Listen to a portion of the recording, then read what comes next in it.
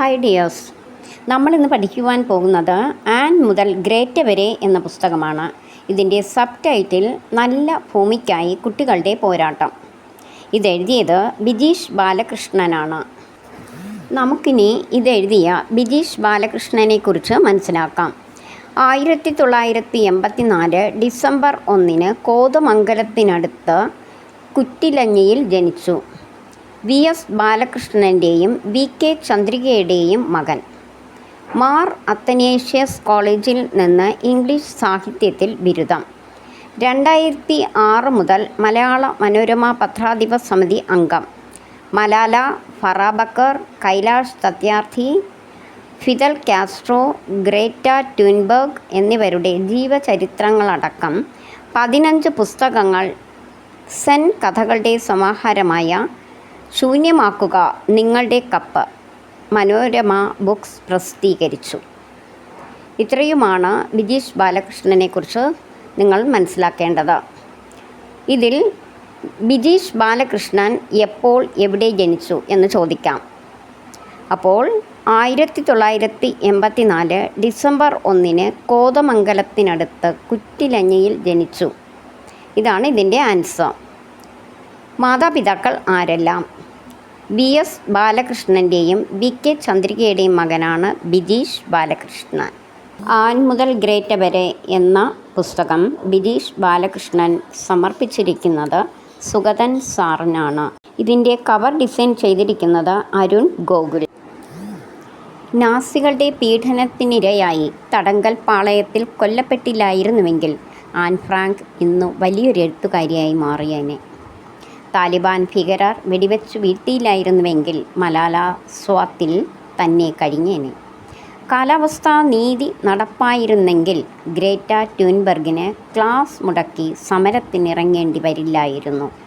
അങ്ങനെ ആയിരുന്നെങ്കിൽ എന്ന് വിചാരിക്കാനേ നമുക്ക് കഴിയൂ. സാധ്യതകൾക്ക് ചരിത്രത്തിൽ സ്ഥാനമില്ല. ഈ കുട്ടികൾ മുതിർന്നവരുടെ ലോകത്തിൻ്റെ കഠിനമായ തീർപ്പുകളെ വാക്കുകൊണ്ടും പ്രവൃത്തി കൊണ്ടും ചോദ്യം ചെയ്തു. അവകാശപ്പെട്ട സീറ്റിൽ ക്ലോദ് കോൽവിൻ ഉറച്ചിരുന്നു. റയാൻ കനിവിൻ്റെ കിണറുകൾ കുത്തി. മരണം അരികിലെത്തിയിട്ടും പ്രതീക്ഷയുടെ കടലാസ് കൊറ്റികളെ ഉണ്ടാക്കി. സഡാക്കോ, ഇക്ബാൽ മസീഹും നാദിയ മുറാദും നൂജു അലിയും ആത്മവിശ്വാസം ഒന്നുകൊണ്ട് മാത്രം അടിമ ജീവിതത്തിൽ നിന്നും പുറത്തു വന്നു. ഏതു നിമിഷവും അവസാനിക്കാവുന്ന ജീവിതങ്ങളെക്കുറിച്ച് പുറം ലോകത്തോട് പറഞ്ഞു. ഫറായും ബാനായും സാമന്ത സമാധാനത്തിൻ്റെ പാലമായി. എൻകോസി രോഗത്തോട് പോരാടി മനുഷ്യരാശിക്കു പ്രത്യാശ പകർന്നു. ഈ കുട്ടികൾ നടപ്പ് ലോകത്തിൻ്റെ നെറികെട്ട തുരുമ്പ് പിടിച്ച വിജാഗിരികളിലേക്ക് നീതിയുടെ എണ്ണ പകർന്നു. ഇരുളിൽ തിരികളായി അടിച്ച വഴിയെ പോകാതെ പുതുവഴികൾ വെട്ടി ഭൂമിക്കും നീതിക്കുമായി അവർ പോരാടി. അതിജീവനത്തിൻ്റെ ബാലപാഠങ്ങളെഴുതി തോൽക്കാൻ മനസ്സില്ലാത്ത ആത്മവിശ്വാസമുള്ള കുട്ടികൾ. ഈ ജീവചരിത്രങ്ങൾ നമ്മൾ വായിക്കുന്നതിലൂടെ നമുക്ക് പ്രചോദനം പകർന്നു തരികയാണ്. മലാലയെയും ഗ്രേറ്റയെയും ആനിയെയും പോലുള്ള കുട്ടികൾ ഉണ്ടാകുന്നത് കൊണ്ടാണ് ഭൂമി ഇപ്പോഴും വാസയോഗ്യമായ ഇടമായി തുടരുന്നത്. പ്രിയപ്പെട്ട ലോകമേ, വരൂ, വന്ന് ഇവരുടെ ജീവിതം കേൾക്കൂ. നമുക്കിനി ഓരോന്നായി പഠിക്കാം. ഈ പുസ്തകത്തിൽ ആദ്യം നമുക്ക് ആൻ ഫ്രാങ്കിനെക്കുറിച്ച് പഠിക്കാം. ആൻ ഫ്രാങ്ക് നാസികൾ വേട്ടയാടിയ പെൺകുട്ടിയാണ്. ആരാണ് നാസികൾ? നാസികളെന്ന് പറഞ്ഞാൽ ഒരു പൊളിറ്റിക്കൽ പാർട്ടിയാണ്, അതായത് രാഷ്ട്രീയ പാർട്ടി. ജർമ്മനിയിലെ അഡോൾഫ് ഹിറ്റ്ലറുടെ പാർട്ടിയാണ്. നാഷണൽ സോഷ്യലിസ്റ്റ് പാർട്ടി എന്നാണ് ഇത് അറിയപ്പെടുന്നത്. പക്ഷേ ഇവർ ജൂതന്മാരെ വളരെയധികം വേട്ടയാടിയിരുന്നു. ആൻ ഫ്രാങ്ക് ഒരു ജൂത കുലത്തിലാണ് ജനിച്ചത്. ജർമ്മനിയിലെ ഫ്രാങ്ക്ഫർട്ട് എന്ന നഗരത്തിൽ ഓട്ടോ ഫ്രാങ്കിൻ്റെയും ഈഡിത്തിൻ്റെയും മകളായി 1929 ജൂൺ 12 ആൻ ഫ്രാങ്ക് ജനിച്ചത്. ആൻ ഫ്രാങ്കിൻ്റെ മുഴുവൻ പേര് ആൻലിസ് മേരി ഫ്രാങ്ക് എന്നാണ്. സമ്പത്തും സമാധാനവും നിറഞ്ഞ വീട്ടിൽ മക്കളിൽ വായനാശീലവും അറിവും നേടാനായി വീട്ടിൽ വലിയൊരു ലൈബ്രറി ഓട്ടോ ഫ്രാങ്ക് ഉണ്ടാക്കി. കടുത്ത ജൂത വിദ്വേഷമുണ്ടായിരുന്ന ഹിറ്റ്ലറുടെ നാസിപ്പടയെ പേടിച്ച് ഓട്ടോ ഫ്രാങ്കും കുടുംബവും ജർമ്മനിയിൽ നിന്ന് നെതർലാൻഡ്സിലെ ആംസ്റ്റർഡാമിലേക്ക് മാറി. ഓട്ടോ ഫ്രാങ്ക് അവിടെ ഒരു ഫാക്ടറി തുറന്നു. ഇതിനിടെ നെതർലാൻഡ്സും ഹിറ്റ്ലറുടെ പട പിടിച്ചെടുത്തു. ഗെസ്റ്റപ്പോ എന്നാണ് ഈ രഹസ്യ പോലീസ് പട അറിയപ്പെടുന്നത്.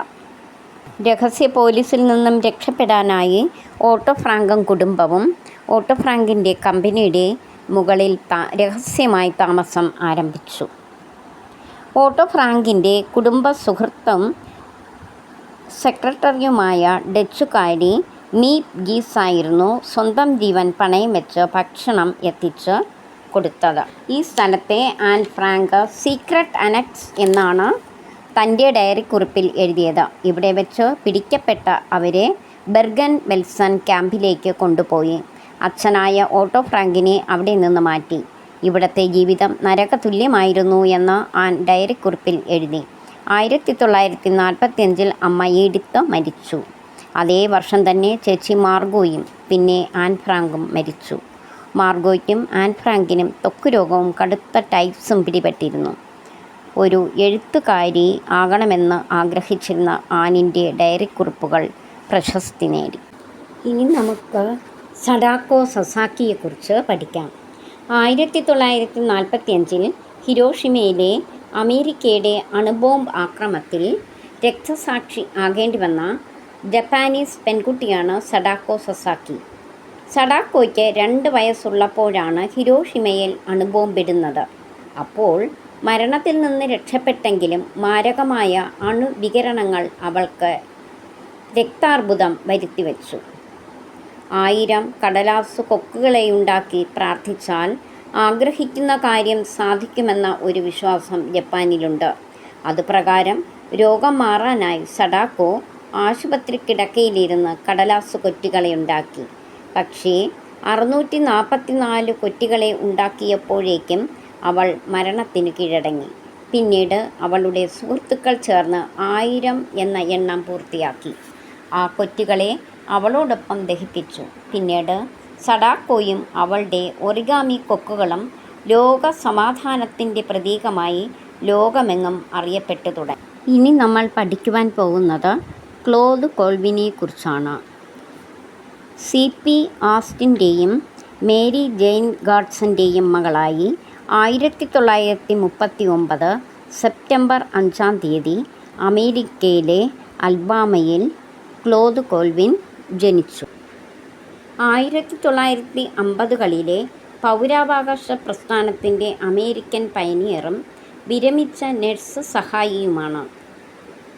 1955 മാർച്ച് 2 അലബാമയിലെ മോണ്ട്ഗോമറിയിൽ 15 വയസ്സുള്ളപ്പോൾ തിരക്കേറിയതും വേർപിരിഞ്ഞതുമായ ബസ്സിൽ ഒരു വെള്ളക്കാരിക്ക് സീറ്റ് നൽകാൻ വിസമ്മതിച്ചതിന് അവളെ അറസ്റ്റ് ചെയ്തു. വേർപിരിഞ്ഞ ബസ്സെന്ന് പറഞ്ഞാൽ ബസ്സിൽ തന്നെ 2 തരത്തിലായിരുന്നു ആളുകളുടെ നിറം അനുസരിച്ച് അമേരിക്കയിൽ വേർതിരിച്ചത്: വെള്ളക്കാരെന്നും കറുത്ത വർഗ്ഗക്കാരെന്നും. ക്ലോദ് കോൾവിൻ കറുത്ത വർഗത്തിൽപ്പെട്ടതായിരുന്നു. അങ്ങനെ വെളുത്ത വർഗ്ഗക്കാരിക്ക് ഞാൻ സീറ്റ് നൽകില്ല, ഞാൻ ടിക്കറ്റ് എടുത്ത് കറുത്ത വർഗ്ഗക്കാരുടെ സീറ്റിലാണ് ഇരിക്കുന്നത് എന്ന് വളരെ വിശ്വാസത്തോടെ, ആത്മവിശ്വാസത്തോടെയും ധൈര്യത്തോടെയും ക്ലോദ് കോൾവിൻ അവരെ അറിയിച്ചു. വർണ്ണവിവേചനത്തിനെതിരായ പോരാട്ടങ്ങളുടെ ചരിത്രത്തിൽ ക്ലോദിൻ്റെ പേര് അടുത്ത കാലം വരെ അധികം പരാമർശിക്കപ്പെട്ടിരുന്നില്ല. റോസ പാക്സിനായിരുന്നു അതിൻ്റെ പ്രശസ്തി മുഴുവൻ ലഭിച്ചിരുന്നത്.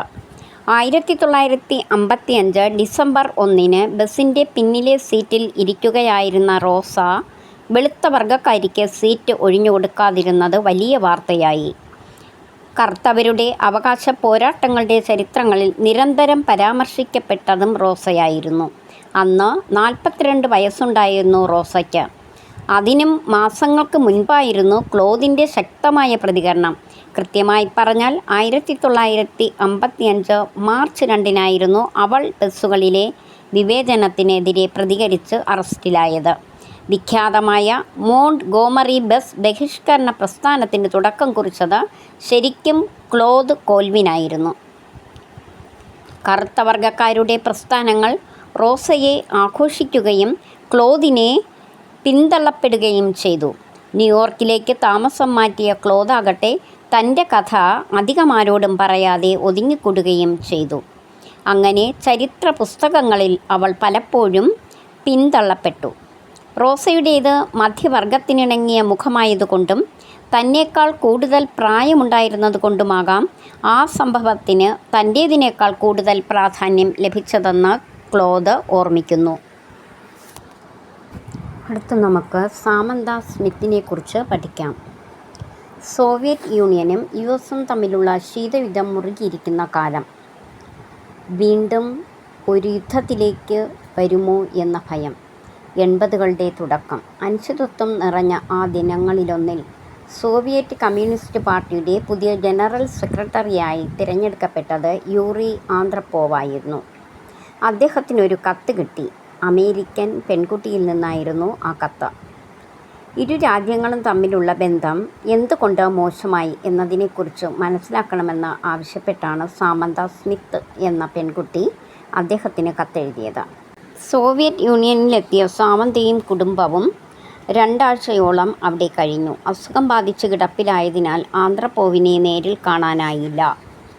എങ്കിലും അദ്ദേഹം അവരുമായി ഫോണിൽ സംസാരിച്ചു. സാമന്തയുടെ കത്തും സോവിയറ്റ് സന്ദർശനവും ലോകമാധ്യമങ്ങളിൽ വലിയ വാർത്തയായി. സമാധാനത്തിൻ്റെ അംബാസഡർ എന്നാണ് അവൾ വിശേഷിപ്പിക്കപ്പെട്ടത്. 1972 ജൂൺ 29 US-കാനഡ അതിർത്തിയിലുള്ള മെയിനിലാണ് സാമന്ത ജനിച്ചത്. 5 വയസ്സുള്ളപ്പോൾ എലിസബത്ത് രാജ്ഞിയോട് ആരാധന തോന്നി ആദ്യമായി അവൾ കത്തെഴുതി. അധ്യാപകനായ അച്ഛൻ എപ്പോഴും പിന്തുണയുമായി അവളുടെ കൂടെ ഉണ്ടായിരുന്നു. Journey to the Soviet Union എന്ന പേരിൽ അച്ഛൻ്റെ സഹായത്തോടെ എഴുതിയ പുസ്തകം ഏറെ ശ്രദ്ധിക്കപ്പെട്ടു. സോവിയറ്റ് യൂണിയനിലെത്തിയ സാമന്തയും കുടുംബവും 2 ആഴ്ചയോളം അവിടെ കഴിഞ്ഞു. അസുഖം ബാധിച്ച് കിടപ്പിലായതിനാൽ ആന്ത്രപ്പോവിനെ നേരിൽ കാണാനായില്ല. എങ്കിലും അദ്ദേഹം അവരുമായി ഫോണിൽ സംസാരിച്ചു. സാമന്തയുടെ കത്തും സോവിയറ്റ് സന്ദർശനവും ലോകമാധ്യമങ്ങളിൽ വലിയ വാർത്തയായി. സമാധാനത്തിൻ്റെ അംബാസഡർ എന്നാണ് അവൾ വിശേഷിപ്പിക്കപ്പെട്ടത്. 1972 ജൂൺ 29 US-കാനഡ അതിർത്തിയിലുള്ള മെയിനിലാണ് സാമന്ത ജനിച്ചത്. 5 വയസ്സുള്ളപ്പോൾ എലിസബത്ത് രാജ്ഞിയോട് ആരാധന തോന്നി ആദ്യമായി അവൾ കത്തെഴുതി. അധ്യാപകനായ അച്ഛൻ എപ്പോഴും പിന്തുണയുമായി അവളുടെ കൂടെ ഉണ്ടായിരുന്നു. Journey to the Soviet Union എന്ന പേരിൽ അച്ഛൻ്റെ സഹായത്തോടെ എഴുതിയ പുസ്തകം ഏറെ ശ്രദ്ധിക്കപ്പെട്ടു. 2 രാജ്യങ്ങൾക്കിടയിൽ അനുരഞ്ജനത്തിൻ്റെയും സമാധാനത്തിൻ്റെയും പാലമാവുകയായിരുന്നു സാമന്ത. സാമന്ത ടെലിവിഷൻ പരമ്പരകളിൽ അഭിനയിക്കുകയും അവതാരകയാവുകയും ചെയ്ത ആ പെൺകുട്ടി 1985 ഓഗസ്റ്റ് 25 വിമാനാപകടത്തിൽ കൊല്ലപ്പെട്ടു. അപ്പോൾ 13 വയസ്സ് മാത്രമേ അവൾക്ക് പ്രായമുണ്ടായിരുന്നുള്ളൂ. യൂറി ആന്ത്രപ്പോവിന് കത്തെഴുതുമ്പോൾ സാമന്ത സ്മിത്തിന് 10 വയസ്സായിരുന്നു. പക്ഷേ ലോകത്തിൻ്റെ പോക്ക് അപകടത്തിലേക്കാണെന്ന് പത്രങ്ങളിൽ നിന്നും TV-യിൽ നിന്നും അവൾ മനസ്സിലാക്കിയിരുന്നു. ആണവയുദ്ധമുണ്ടായാൽ ആവാസവ്യവസ്ഥയ്ക്ക് എന്തു സംഭവിക്കും എന്നതിനെക്കുറിച്ച് അവൾ ശാസ്ത്ര പരിപാടി കണ്ടതോടെ അവൾക്ക് പേടിയായി. 2ാം ലോകമഹായുദ്ധത്തിനിടെ ജപ്പാനിലും ഹിരോഷിമയിലും നാഗസാക്കിയിലും US അണുബോംബുകൾ വർഷിച്ചതിനെപ്പറ്റി അവൾ പഠിച്ചിരുന്നു. സാമന്ത ഈ വിഷമം അമ്മയോട് പങ്കുവച്ചു. ആ ലക്കം ടൈം മാഗസിൻ്റെ കവർ ചിത്രം യൂറി ആന്ത്രപ്പോവായിരുന്നു. എന്തുകൊണ്ട് നിനക്ക് ആന്ത്രപ്പോവിനൊരു കത്തയച്ചുകൂടെ എന്ന് അമ്മ അവളോട് ചോദിച്ചു. ആ നിർദ്ദേശമാണ് സാമന്ത കത്തെഴുതാനായി അവളെ പ്രേരിപ്പിച്ചു. അവൾ ഉടൻ തന്നെ കത്തെഴുതി. സാമന്ത അതിൽ ചോദിച്ചു, യുദ്ധമുണ്ടാവാനാണോ ഇല്ലാതിരിക്കാനാണോ താങ്കൾ വോട്ട് ചെയ്യുക? നിങ്ങൾ എന്തിനാണ് ലോകം കീഴടക്കാൻ കുറഞ്ഞ പക്ഷം എൻ്റെ രാജ്യമെങ്കിലും കീഴടക്കാൻ ആഗ്രഹിക്കുന്നതെന്ന് എനിക്കറിയണമെന്നുണ്ട്.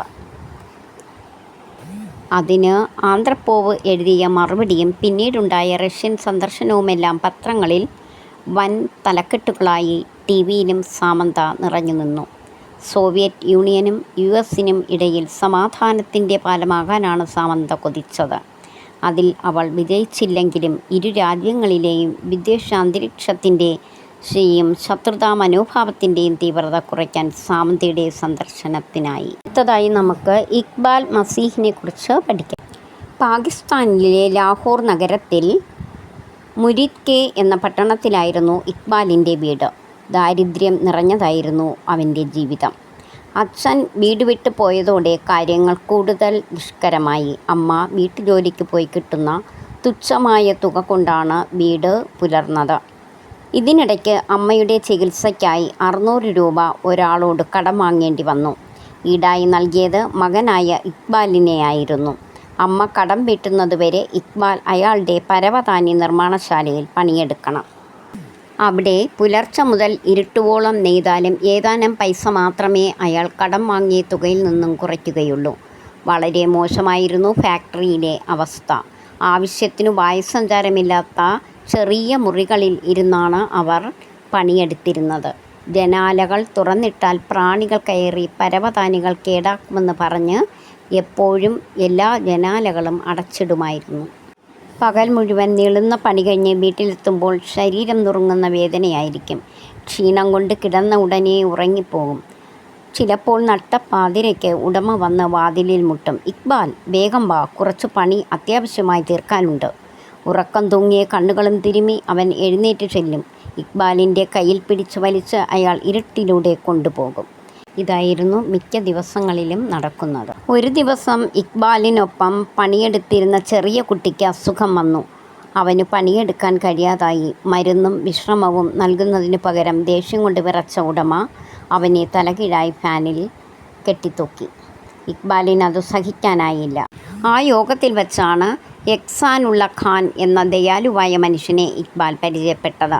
കുട്ടികളെ നിർബന്ധിത തൊഴിലിൽ നിന്ന് രക്ഷപ്പെടുത്തി വിദ്യാഭ്യാസം നൽകാനായി ജീവിതം ഒഴിഞ്ഞുവെച്ച വ്യക്തിയായിരുന്നു എഹ്സാനുള്ള. ഇക്ബാൽ അങ്ങനെ പരവതാനികൾ നിർമ്മിക്കുന്ന പണിവിട്ട് സ്കൂളിൽ പോകാൻ തുടങ്ങി. അപ്പോഴും പണിയെടുക്കാൻ പോയിരുന്ന കൂട്ടുകാരോട് അവൻ സ്കൂളിനെക്കുറിച്ചും അവിടുത്തെ രസകരമായ കാര്യങ്ങളെക്കുറിച്ചും പറഞ്ഞു. ധൈര്യത്തോടെ സ്കൂളിലേക്ക് വരാൻ ഇക്ബാൽ അവരെ ക്ഷണിച്ചു. ആർക്കും നമ്മളെ ഒന്നും ചെയ്യാനാകില്ലെന്നും നിയമം നമ്മുടെ കൂടെയാണെന്നും അവൻ പറഞ്ഞു. ബാലവേലയ്ക്ക് എതിരെയുള്ള യോഗങ്ങളിൽ ഇക്ബാൽ നിരന്തരം സംസാരിച്ചു. "നമ്മൾ സ്വതന്ത്രരാണ്" എന്ന വാക്കുകളോടെയാണ് ഓരോ പ്രസംഗവും ഇക്ബാൽ അവസാനിപ്പിച്ചത്. അടിമജോലിക്കു നിർബന്ധിതരായ കുട്ടികളെ മോചിപ്പിക്കാനായി നടത്തിയ ശ്രമങ്ങൾക്കുള്ള അംഗീകാരമായി റീബോക്ക് മനുഷ്യാവകാശ പുരസ്കാരം ഇക്ബാലിന് ലഭിച്ചു. അത് വാങ്ങാൻ അവൻ US-ലേക്ക് പോയി. അവിടുത്തെ സ്കൂൾ കുട്ടികളോട് സംസാരിക്കാനും ഇക്ബാലിന് അവസരം ലഭിച്ചു. 1995 ഏപ്രിൽ 16 ഞായറാഴ്ച ബന്ധുക്കളായ 2 പേർക്കൊപ്പം ബൈക്കിൽ പോകുകയായിരുന്നു ഇക്ബാൽ. സമയം രാത്രി 8 മണി കഴിഞ്ഞു. പെട്ടെന്ന് വെടിവയ്പുണ്ടായി. ഇക്ബാൽ അവിടെ മരിച്ചു വീണു. 120 പെല്ലറ്റുകളാണ് അവൻ്റെ പുറത്ത് തുളച്ചു കയറിയത്. ഇക്ബാലിനെ വെടിവെച്ച് വീഴ്ത്തിയത് ആരാണ് എന്ന് പാക് ഭരണകൂടത്തിന് തെളിയിക്കാനായില്ല. അങ്ങനെ ഇക്ബാലിന് മരണാനന്തരം പോലും നീതി നൽകാൻ പാക് ഭരണകൂടത്തിന് കഴിഞ്ഞില്ല. കുട്ടികൾ നേരിടുന്ന തൊഴിൽ അടിമത്തവും പീഡനങ്ങളും അവസാനിപ്പിക്കാൻ അഭിഭാഷകനാകുന്നത് സ്വപ്നം കണ്ടാണ് ഇക്ബാൽ വളർന്നത്. 5 വർഷത്തെ ക്ലാസുകൾ 3 വർഷം കൊണ്ട് പൂർത്തിയാക്കിയ അടിമത്ത വേലയ്ക്കെതിരെ ധൈര്യത്തോടെ പൊരുതിയ ഇക്ബാലിൻ്റെ ഓർമ്മയിൽ പാകിസ്ഥാനിൽ ഒട്ടേറെ സ്കൂളുകൾ ഉണ്ടായി. ഇക്ബാൽ മസീഹ് ഷഹീദ് ചിൽഡ്രൻ ഫൗണ്ടേഷനാണ് അവയെല്ലാം സ്ഥാപിച്ചത്. അടുത്തതായി നമുക്ക് മലാല യൂസഫ്സായിയെക്കുറിച്ച് പഠിക്കാം. ആൺകുട്ടികൾ മാത്രം ജനിക്കാൻ പ്രാർത്ഥിക്കുന്ന നാടായിരുന്നു സ്വാത് താഴ്വര. ഒരിക്കൽ ബുദ്ധവിഹാരങ്ങൾ നിറഞ്ഞിരുന്ന സ്വാത് പിന്നീട് താലിബാൻ തീവ്രവാദികളുടെ കേന്ദ്രമായി മാറി. ഗോത്രവർഗപ്പോരുകൾ സ്വാത്തിന് പരിചിതമായിരുന്നെങ്കിലും ഇടക്കാലത്തുണ്ടായിരുന്ന സമാധാനം പൂർണ്ണമായും തകർക്കപ്പെട്ടത് താലിബാൻ്റെ വരവോടെയായിരുന്നു. സ്ത്രീകൾ പഠിക്കാൻ പാടില്ലെന്ന ഉത്തരവുണ്ടായി. പെൺപള്ളിക്കൂടങ്ങളെല്ലാം പൂട്ടണമെന്ന റേഡിയോ മുല്ല എന്ന് അറിയപ്പെടുന്ന ഫസലുള്ള റേഡിയോയിലൂടെ ജനങ്ങളോട് പറഞ്ഞുകൊണ്ടിരുന്നു. പെൺകുട്ടികൾ സ്കൂളിൽ പോയാൽ അവരും അവരെ വിടുന്നവരും നരകത്തിൽ പോകും എന്നായിരുന്നു ഭയപ്പെടുത്തൽ. ആൺതുണ ഇല്ലാതെ ശരീരവും മുഖവും പൂർണ്ണമായി മറയ്ക്കാതെ പുറത്തിറങ്ങിയ സ്ത്രീകളെ ചാട്ടവാർ കൊണ്ടടിച്ചു. അധ്യാപകനായ സിയാവുദ്ദീൻ യൂസുഫ് സായിക്കും ഒരു മകളുണ്ടായപ്പോൾ അദ്ദേഹം ആ പെൺകുട്ടിക്ക് പേരിട്ടു മലാല. മലാല എന്നാൽ ദുഃഖിത എന്നാണ് അർത്ഥം. ഇത് കേട്ട് സുഹൃത്തുക്കളും ബന്ധുക്കളും സംശയിച്ചു, എന്തിനാണ് സിയാവുദ്ദീൻ ആ പേര് ഇട്ടത്. എന്നാൽ സിയാവുദ്ദീൻ ആ പേരിട്ടതിന് പിന്നിൽ മറ്റൊരു കാരണമുണ്ടായിരുന്നു. കാണ്ഡഹാറിലെ മെയ്വന്തിൽ ജീവിച്ചിരുന്ന ഒരു പെൺകുട്ടിയായിരുന്നു മലാലെ. ബ്രിട്ടീഷ് സൈന്യത്തിനെതിരെ പോരാടിക്കൊണ്ടിരുന്ന ഉപ്പയ്ക്കും തൻ്റെ ഭർത്താവാൻ പോകുന്ന ആളിനും വെള്ളവുമായി പോയതായിരുന്നു അവൾ. പ്രിയപ്പെട്ടവർ ബ്രിട്ടീഷ് കരുത്തിന് മുന്നിൽ വീഴുന്നത് കണ്ട അവൾക്ക് മറ്റൊന്നും ആലോചിക്കാനുണ്ടായിരുന്നില്ല. ധീരതയോടെ പോരാടിയ മലാലെ ഒടുവിൽ ജീവൻ വെടിഞ്ഞു. പക്ഷേ അവളുടെ ധീരത കരുത്താക്കിയ നാട്ടുകാർ ബ്രിട്ടീഷുകാരെ മുട്ടുകുത്തിച്ചു. മലാല എന്ന പേര് സിയാവുദ്ദീന് കിട്ടിയത് അങ്ങനെയാണ്. അധ്യാപകനായ സിയാവുദ്ദീൻ യൂസുഫ് സായിക്കും ഒരു മകളുണ്ടായപ്പോൾ അദ്ദേഹം ആ പെൺകുട്ടിക്ക് പേരിട്ടു മലാല. മലാല എന്നാൽ ദുഃഖിത എന്നാണ് അർത്ഥം. ഇത് കേട്ട് സുഹൃത്തുക്കളും ബന്ധുക്കളും സംശയിച്ചു, എന്തിനാണ് സിയാവുദ്ദീൻ ആ പേര് ഇട്ടത്. എന്നാൽ സിയാവുദ്ദീൻ ആ പേരിട്ടതിന് പിന്നിൽ മറ്റൊരു കാരണമുണ്ടായിരുന്നു. കാണ്ഡഹാറിലെ മെയ്വന്തിൽ ജീവിച്ചിരുന്ന ഒരു പെൺകുട്ടിയായിരുന്നു മലാലെ. ബ്രിട്ടീഷ് സൈന്യത്തിനെതിരെ പോരാടിക്കൊണ്ടിരുന്ന ഉപ്പയ്ക്കും തൻ്റെ ഭർത്താവാൻ പോകുന്ന ആളിനും വെള്ളവുമായി പോയതായിരുന്നു അവൾ. പ്രിയപ്പെട്ടവർ ബ്രിട്ടീഷ് കരുത്തിന് മുന്നിൽ വീഴുന്നത് കണ്ട അവൾക്ക് മറ്റൊന്നും ആലോചിക്കാനുണ്ടായിരുന്നില്ല. ധീരതയോടെ പോരാടിയ മലാലെ ഒടുവിൽ ജീവൻ വെടിഞ്ഞു. പക്ഷേ അവളുടെ ധീരത കരുത്താക്കിയ നാട്ടുകാർ ബ്രിട്ടീഷുകാരെ മുട്ടുകുത്തിച്ചു. മലാല എന്ന പേര് സിയാവുദ്ദീന് കിട്ടിയത് അങ്ങനെയാണ്. അടുക്കളയും കുളിമുറിയും ഇല്ലാത്ത ഒരു കുടിലിലാണ് മലാല പിറന്നത്. സിയാവുദ്ദീൻ തനിക്കുള്ള സമ്പാദ്യമെല്ലാം എടുത്ത് സ്കൂൾ തുടങ്ങി. പെൺകുട്ടികൾ വിദ്യാഭ്യാസം നേടേണ്ടതു പ്രധാനമാണെന്ന് സിയാവുദ്ദീൻ വിശ്വസിച്ചു. സ്വാത്തിൽ താലിബാൻ വിളയാടിയ വർഷമായിരുന്നു 2008. അതിനു കീഴിൽ എങ്ങനെയാണോ ഒരു പെൺകുട്ടി ജീവിക്കുന്നതെന്ന് ലോകത്തെ അറിയിക്കണമെന്ന് BBC ഉറുദു സർവീസിന് തോന്നി. പെഷാവറിലെ BBC വക്താവായ അബ്ദുൽ ഹൈ ഖക്കർ ഈ ആശയം ആദ്യമായി അവതരിപ്പിച്ചത് സിയാവുദ്ദീനു മുമ്പിലായിരുന്നു. ബ്ലോഗ് എഴുതുന്ന കാര്യം അങ്ങനെയാണ് മലാലയോട് സംസാരിച്ചത്. അവൾ അത് സന്തോഷത്തോടെ സ്വീകരിച്ചു. സ്കൂളിലെയും വീട്ടിലെയും കാര്യങ്ങളും പുറത്തു കണ്ട കാഴ്ചകളുമെല്ലാം മലാല ഖക്കറോട് സംസാരിച്ചു. ആഗ്രഹങ്ങളും സങ്കടങ്ങളുമെല്ലാം മടികൂടാതെ പറഞ്ഞു. ഉറുദുവിലായിരുന്നു വർത്തമാനം. മലാലയുടെ പേരിൽ കുറിപ്പുകൾ വന്നാൽ താലിബാൻ പക തീർക്കുമെന്ന് അറിയാമായിരുന്നതുകൊണ്ട് മറ്റൊരു പേരിൽ എഴുതാൻ തീരുമാനിച്ചു. ഗുൽമക്കായ് എന്ന പേര് സ്വീകരിച്ചുകൊണ്ടാണ് ബ്ലോഗിൽ മലാല എഴുതിയത്. ആദ്യ കുറിപ്പ്, എനിക്ക് പേടിയാണ് എന്ന കുറിപ്പാണ് ആദ്യം പ്രസിദ്ധീകരിച്ചത്. 2009 ജനുവരി 3 ഗുൽമക്കായുടെ പേരിൽ വന്ന ആ കുറിപ്പ് ഇങ്ങനെയായിരുന്നു. സൈനിക ഹെലികോപ്റ്ററുകളും താലിബാനുമൊക്കെയുള്ള ഭീകര സ്വപ്നമാണ് ഇന്നലെ കണ്ടത്. സ്വാത്തിൽ സൈനിക നടപടി തുടങ്ങിയത് തൊട്ടേ ഇത്തരം സ്വപ്നങ്ങൾ ഞാൻ കാണാറുണ്ട്. ഉമ്മയുണ്ടാക്കിയ പ്രഭാത ഭക്ഷണവും കഴിച്ച് ഞാൻ സ്കൂളിലേക്ക് പോയി. പെൺകുട്ടികൾ സ്കൂളിൽ പോകുന്നത് വിലക്കിക്കൊണ്ട് താലിബാൻ്റെ ഉത്തരവുണ്ടായിരുന്നതിനാൽ പോകാൻ എനിക്ക് പേടിയായിരുന്നു. 27 കുട്ടികളുള്ള ക്ലാസ്സിൽ 11 പേർ മാത്രമാണ് എത്തിയത്. താലിബാൻ്റെ ഉത്തരവ് കാരണമാണ് കുട്ടികൾ കുറഞ്ഞത്. എൻ്റെ 3 കൂട്ടുകാരികൾ താലിബാൻ്റെ ഉത്തരവിനെ തുടർന്ന് മറ്റു സ്ഥലങ്ങളിലേക്ക് താമസം മാറി. സ്കൂളിൽ നിന്ന് വീട്ടിലേക്ക് മടങ്ങുമ്പോൾ ഞാൻ നിന്നെ കൊല്ലും എന്നൊരാൾ പറയുന്നത് കേട്ടു. ഞാൻ നടത്തത്തിന് വേഗം കൂട്ടി. അയാൾ ഇപ്പോഴും എൻ്റെ പിറകെ വരുന്നുണ്ടോ എന്നറിയാൻ കുറച്ചു കഴിഞ്ഞപ്പോൾ ഞാൻ പതിയെ തിരിഞ്ഞു നോക്കി. അയാൾ മൊബൈൽ ഫോണിൽ മറ്റാരോടോ സംസാരിക്കുകയാണെന്ന് മനസ്സിലായപ്പോഴാണ് എനിക്ക് ആശ്വാസമായത്. പുഷ്തോയിൽ ആ വാക്കിന്, അതായത് ഗുൽമക്കായ് എന്ന വാക്കിൻ്റെ അർത്ഥം ചോളപ്പൂവ് എന്നായിരുന്നു. ഒരു നാടോടി പ്രണയ കഥയിലെ നായികയുടെ പേരായിരുന്നു ഗുൽമക്കായ്. ഗുൽമക്കായുടെ ബ്ലോഗിന് വലിയ വായനക്കാരുണ്ടായി. പത്രങ്ങളിൽ അത് വലിയ തലക്കെട്ടായി. എന്തു സംസാരിക്കണമെന്ന കാര്യത്തിൽ ആദ്യമെല്ലാം മലാല സംശയിച്ചു നിന്നെങ്കിലും പിന്നീട് വർത്തമാനം കൂടുതൽ അനായാസമായി. ആ കുറിപ്പുകളിൽ സ്കൂൾ പതിവായി പ്രത്യക്ഷപ്പെട്ടു. ചില കാര്യങ്ങൾ വായിച്ചപ്പോൾ അത് എഴുതുന്നത് മലാലയാണെന്ന് ചിലർക്കെങ്കിലും തോന്നി. കുറിപ്പുകൾ അവസാനിക്കാറായപ്പോഴേക്കും ഗുൽമക്കായ്ക്ക് പിന്നിൽ മറഞ്ഞിരുന്നെഴുതുന്നത് മലാലയാണെന്ന് എല്ലാവർക്കും മനസ്സിലായി. ഉത്തരവുകൾ അനുസരിക്കാതെ പെൺകുട്ടികൾക്കായി വിദ്യാലയം നടത്തുന്ന സിയാവുദ്ദീനും അവിടെ പഠിക്കുന്ന മകൾ മലാലയും താലിബാൻ്റെ കണ്ണിലെ കരടായി മാറി. താലിബാനെ വിമർശിക്കുന്ന ബ്ലോഗ് കുറിപ്പുകൾ കൂടി വന്നതോടെ അവർ പ്രതികാരത്തിനൊരുങ്ങി. 2012 ഒക്ടോബർ 9 ഒരു ചൊവ്വാഴ്ചയായിരുന്നു മലാലയുടെ ജീവിതം തിരുത്തിയെഴുതിയ ദിവസം. ഖുശാൽ സ്കൂളിൻ്റെ വാനിൽ മടങ്ങുകയായിരുന്നു മലാല. പെട്ടെന്നാണ് ഒരു വാൻ വന്നു നിന്നത്. സൈനിക ചെക്ക് പോസ്റ്റിന് അടുത്ത് വെച്ച് പ്രധാന വഴിയിൽ നിന്ന് വാഹനം വലത്തേക്ക് തിരിയുന്ന വഴിയിലേക്ക് കടന്നു. പെട്ടെന്ന് വാൻ നിന്നു. വാഹനം എന്തിനാണ് നിർത്തിയതെന്ന് അവർ ആലോചിക്കുമ്പോഴേക്കും താടി വെച്ചൊരാൾ ഡ്രൈവർ ഉസ്മാനോട് സംസാരിക്കുന്നത് കണ്ടു. അയാൾ പെട്ടെന്ന് വാനിലേക്ക് ചാടിക്കയറി. ഇതിലാരാണ് മലാല? അയാൾ ചോദിച്ചു. പറഞ്ഞില്ലെങ്കിൽ എല്ലാവരെയും വെടിവെക്കും. കുട്ടികൾ പേടിച്ച് സ്തബ്ധരായി. ഒരു വാക്കുപോലും അവരിൽ നിന്ന് പുറത്തു വന്നില്ല. എല്ലാവരുടെയും കണ്ണുകൾ മലാലയിലായിരുന്നു. അയാൾ മലാലയെ തിരിച്ചറിഞ്ഞു. തലയിലേക്ക് അയാൾ വെടിയുതിർത്തു. ഇടത് പുരുകത്തിൽ കൊണ്ട വെടിയുണ്ട തലയുടെ വശത്തുകൂടി ചുമലിലെത്തി. ഭാഗ്യത്തിനത് തലയോട്ടിയിലേക്ക് കടന്നില്ല. ഷാസിയയുടെ കൈപ്പത്തിയിലാണ് രണ്ടാമത്തെ വെടി കൊണ്ടത്. മൂന്നാമത്തേത് അവളുടെ തോളിലൂടെ പാഞ്ഞ് കൈനത്തെന്ന കുട്ടിയുടെ കയ്യിൽ കൊണ്ടു. ഉസ്മാൻ അതിവേഗം വാൻ ഓടിച്ച് സെൻട്രൽ ആശുപത്രിയിൽ കുട്ടികളെ എത്തിച്ചു. കൃത്യമായ ചികിത്സ ലഭിക്കാത്തതോടെ മലാലയുടെ സ്ഥിതി കൂടുതൽ വഷളാകാൻ തുടങ്ങി. ബർമിംഗ്ഹാമിലെ ക്വീൻ എലിസബത്ത് ആശുപത്രിയിൽ ലഭിച്ച മികച്ച ചികിത്സ മലാലയെ പതുക്കെ ജീവിതത്തിലേക്ക് തിരികെ എത്തിച്ചു. 2011 കുട്ടികളുടെ രാജ്യാന്തര സമാധാന പുരസ്കാരത്തിനായി മലാലയുടെ പേരും നാമനിർദ്ദേശം ചെയ്യപ്പെട്ടു. പാക് സർക്കാർ നൽകുന്ന ആദ്യ യുവജന സമാധാന പുരസ്കാരം ലഭിച്ചു.